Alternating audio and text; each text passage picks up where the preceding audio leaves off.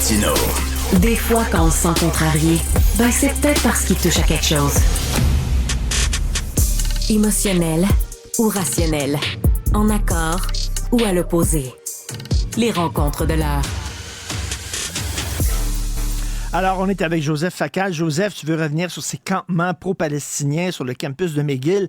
Je parlais en début d'émission de ce texte qu'on peut trouver sur le site Internet du National Post où on interviewe un homme qui a vécu à Gaza. Il a 27 ans. Là, il a quitté Gaza. Il demande l'asile politique en Allemagne. Il a été arrêté à 2 reprises, battu tous les jours, torturé. Et il dit, hey, les protestants, là, le Hamas, là, c'est un régime tyrannique. Ils ont tué 700 Palestiniens lorsqu'ils ont pris le pouvoir. C'est des détentions arbitraires, des arrestations, de la torture, de la corruption. Vous ne savez pas de quoi vous parlez, dit-il. Bon, alors Richard, qu'une bonne partie de ces manifestants ne savent pas de quoi ils parlent, je suis entièrement d'accord avec ça, mais ce que tu viens de dire, d'une certaine façon, devance un point sur lequel je voulais que tu m'éclaires. Mon cher Richard, tu as dit il y a quelques instants que quand tu sors de ton entraînement, de ton gym, tu es plus lucide. Alors, comme moi, je n'ai pas été m'entraîner ce matin, je suis moins lucide que toi. Alors, éclaire-moi. Alors, la perspective woke se veut, comme ils disent, intersectionnelle. Donc, il y a une convergence de toutes les luttes. Alors, évidemment, si tu regardes sur les campus, qui sont les brandisseurs de pancartes pro-Gaza? Eh bien, par exemple, sur certains campus américains, j'ai vu le regroupement LGBTQ qui se prononçait pour les Palestiniens de Gaza. J'ai même vu, dans la foulée de ce mouvement qui dit coupons tout lien d'investissement avec Israël, un assez joli jeu de mots, c'était Dykes for Disinvestment. Alors évidemment, on sait ce que Dykes veut dire en argot américain. Alors ma question pour le lucide sortant du gym que tu es, qu'est-ce que le Hamas ferait ou LGBT s'il mettait la main dessus? Il ne durerait pas 5 minutes. Et pourtant, ces gens-là, ils ne dureraient pas 5 minutes. Et pourtant, ces gens-là les appuient. Écoute, Richard, à un moment donné, là, dans le délire, il n'y a plus de limite. Cela dit, revenons sérieusement. Là, à McGill, corrige-moi si je me trompe, ça fait 10 jours que ça dure. L'université et le premier ministre ont demandé à la police d'intervenir et c'est évidemment cette dernière qui va décider du moment et de la façon. Bon, certains disent qu'il faudrait dialoguer. On peut évidemment souhaiter, n'est-ce pas, une issue sans coup de matraque. Mais quand on appelle à la négociation, Richard, il faut être 2 pour négocier. Si ta revendication principale est que l'université McGill, assise sur des centaines de millions de dollars, c'est une université richissime, avec évidemment des liens avec des dizaines, si c'est des centaines de compagnies.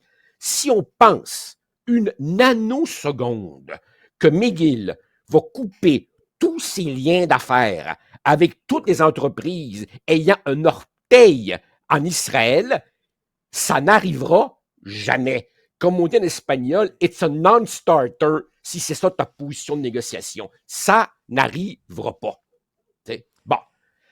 Mais là, il y a des gens qui disent c'est des jeunes, puis quand on est jeune, on est idéaliste, utopique. Mais regarde Amir Kadir, lorsqu'il était co-porte-parole d'un parti politique et qui n'avait pas, il n'avait pas 16 ans, Amir Kadir, et qui organisait une fois par semaine des manifestations devant un vendeur de souliers qui avait pignon sur rue au coin de Saint-Denis et Duluth, je crois, parce qu'il vendait des pantoufles faites en Israël. Écoute, moi qui n'ai pas un porteur de pantoufles, je ne mets jamais de pantoufles de ma vie, je suis allé en acheter des pantoufles pour encourager ce gars-là, parce que toutes les semaines, il y avait une gang de pétés devant son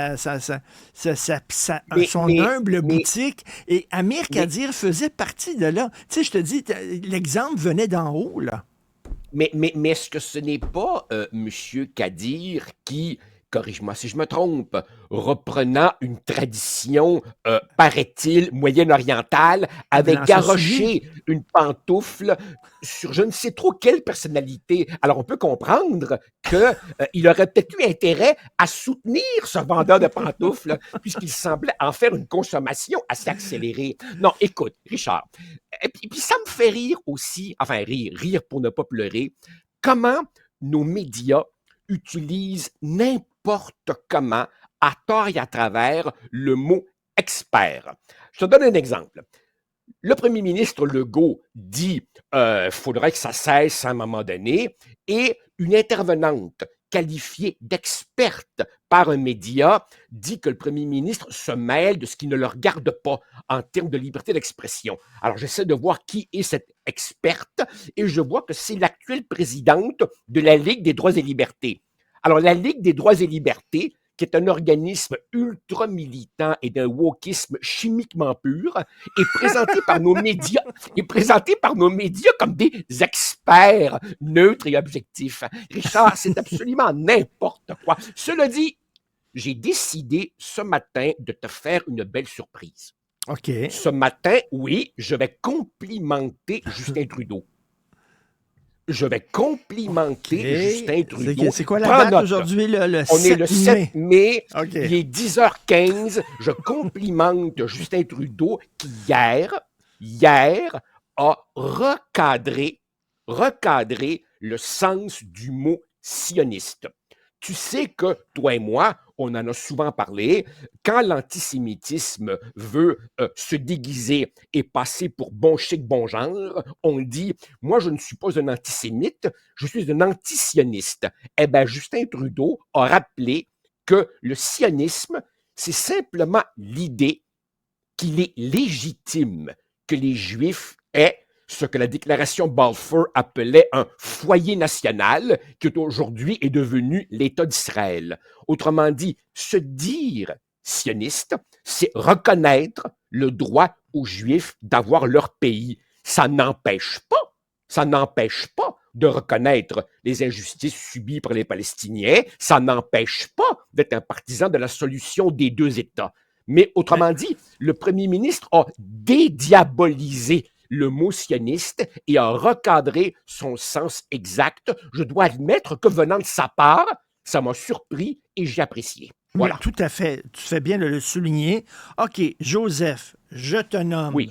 Je te nomme recteur de l'Université McGill. Tu n'es plus un chroniqueur, tu es recteur de l'Université McGill. Tu fais quoi?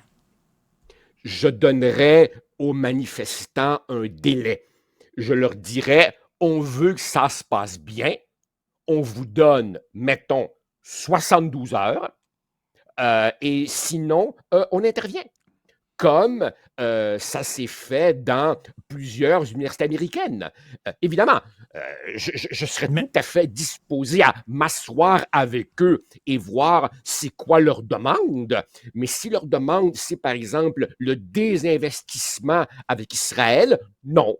Si la demande, c'est que, par exemple, McGill cesse tout contrat avec une entreprise de près ou de loin liée à l'industrie militaire, non, ça n'arrivera pas. Et sinon, eh bien, écoute, je trouve que jusqu'à maintenant, la position de l'université et la position du premier ministre sont raisonnables. Voilà, ce campus est un terrain privé. Et moi, je ne peux pas arriver avec ma tante et m'installer sur le terrain privé de Richard Martineau. Non, je ne peux pas faire ça. Voilà. Au-delà de ça, là, d'une vision plus large, l'islam, parce que tu as vu là, sur certains campus aux États-Unis, en Angleterre, il y a des jeunes militants qui se sont convertis à l'islam. Ouais. L'islam est devenu maintenant, est perçu par certains jeunes comme étant là, l'avant-garde de la lutte contre le méchant Occident. Oui, d'une certaine façon, pour certains jeunes en quête de sens, l'islamisme est en train de devenir, si tu veux, le nouveau marxisme, c'est-à-dire l'idéologie fabriquée d'avance confortable. Tiens, tu parlais tantôt de pantoufles. Tu n'as pas vraiment beaucoup besoin de réfléchir. Hein? Le discours est préparé d'avance et il prétend offrir des solutions. En même temps, tu vois bien, Richard, l'hésitation des autorités universitaires et même gouvernementales, car la vérité oblige à dire que ces dernières années, en termes de liberté d'expression, les universités ont eu des politiques extrêmement floues et changeantes. Par exemple, on a invité des prêcheurs islamistes assez radicaux. Merci, ils ont pu venir et ils ont parlé. Ah, mais par contre, combien de conférenciers plutôt conservateurs, eux, ont été annulés, cancellés. Donc, cette espèce de deux poids, deux mesures en termes de liberté d'expression, aujourd'hui, vient évidemment rattraper les universités. Et d'ailleurs, Richard, un petit mot. Ici, évidemment, à McGill et Concordia et tout ne font qu'imiter ce qui se passe aux États-Unis. Je lis ici et là que ces manifs pourraient nuire à Joe Biden parce que le président Biden a besoin du vote des jeunes. Or, les jeunes sont très critiques de son appui à Israël. Moi, je pense que oui, ça pourrait lui nuire, mais pas du tout pour cette raison-là. Le président sortant, Richard, doit incarner la stabilité des institutions. Il doit incarner l'ordre. Il doit incarner la normalité. Et s'il y a du désordre dans les campus, du désordre dans les rues, qui va être tenu responsable? Celui qui est assis à la Maison-Blanche. Tu te rappelles les manifs anti-Vietnam sur les campus en 1968? Elles ont aidé qui? Richard Nixon, qui a fait une campagne de law and order. Hein? Ben oui. Et en terminant, parce qu'on voyait là, des images, cette jeune fille qui portait le kéfi sur sa tête, ces jeunes-là qui ont à cœur le respect des droits des minorités, est-ce qu'ils manifestent contre le consulat d'Iran? Est-ce qu'ils manifestent contre le consulat d'Iran pour protéger les femmes et les minorités sexuelles là-bas? Ah, bien sûr que non, parce que là-bas, comprends-tu, ils ont le droit, n'est-ce pas, de faire des choses qui ici seraient inadmissibles. C'est leur logique, leur éthique complètement tordue. Et bien entendu, Israël, regarde comment dans leur tête,